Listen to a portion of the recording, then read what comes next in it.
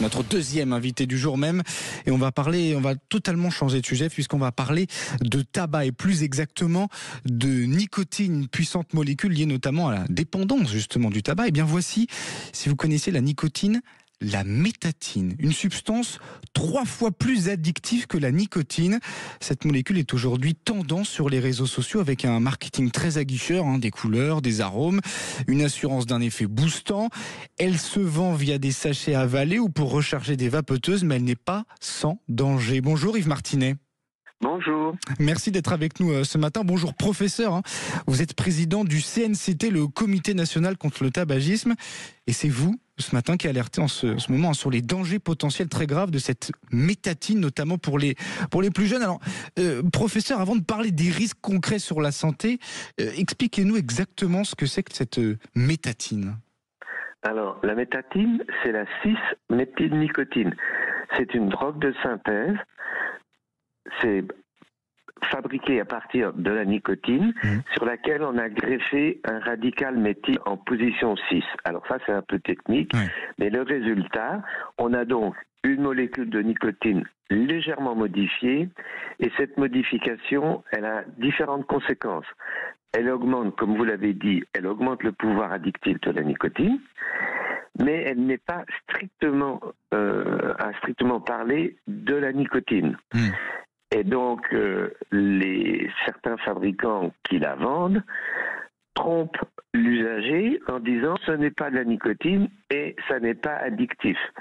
Et c'est ce problème majeur sur lequel on attire l'attention. Ce qui est faux, justement, quels peuvent être, professeur, les dégâts que peuvent causer la métatine? On connaît un petit peu les dangers de la nicotine. Quels sont les dangers de la métatine? C'est de la nicotine qui est plus puissante au point de vue addictif. Donc, on a toutes les conséquences de la nicotine, la consommation de nicotine, et surtout l'addiction à la nicotine. Il faut bien se rappeler que c'est plus difficile d'arrêter la nicotine que d'arrêter l'héroïne. Et là, c'est de la nicotine qui est encore plus addictive. Oui, c'est très addictif. Alors, vous avez engagé des poursuites contre la société Aroma King qui commercialise donc des produits justement à base de métatine. Vous les avez poursuivis pour publicité illicite, c'est-à-dire, expliquez-nous, professeur.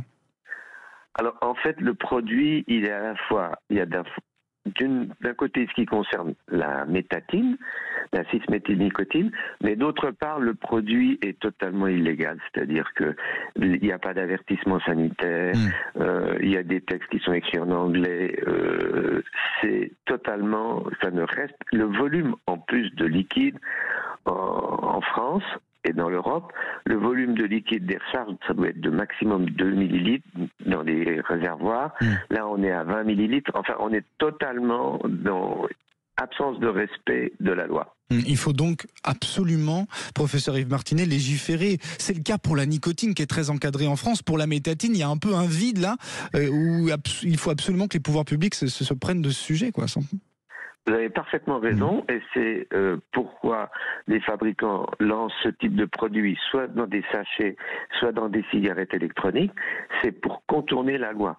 La vente de tabac et de nicotine en France, elle est très réglementée. Le cadre réglementaire est vraiment très bien défini, et ça permet pour les fabricants de dire ça n'est pas de la nicotine au sens strict, donc la loi ne s'applique pas sur ce produit. Et c'est donc pour ça que nous voulons que la réglementation évolue et qu'on prenne en compte non seulement la métatine, qui est le nouveau produit de synthèse, mais tous ceux qui vont venir après, puisque l'industrie a déjà dans ses cartons d'autres produits. Oui, parce que finalement, l'industrie du tabac trompe notamment les plus jeunes, je le disais, avec pas mal de publicité sur les réseaux sociaux, en vendant des produits, je le disais, notamment pour recharger les vapoteuses ou des sachets à avaler, sans tabac, sans nicotine ou quasiment, comme si c'était sain pour la santé, alors que, professeur, vous le rappeliez, il faut le rappeler, la métatine est bien plus dangereuse pour la santé. Effectivement, on sent que les sociétés du tabac là essayent de tromper, et notamment la vigilance des plus jeunes, en fait, via les réseaux sociaux aussi. actuellement, comme les fabricants de tabac voient les ventes de tabac diminuer, il faut qu'elles aient de nouveaux produits et de nouveaux usagers. Et on commence à consommer de la nicotine vers 15-16 ans. Donc c'est la cible principale.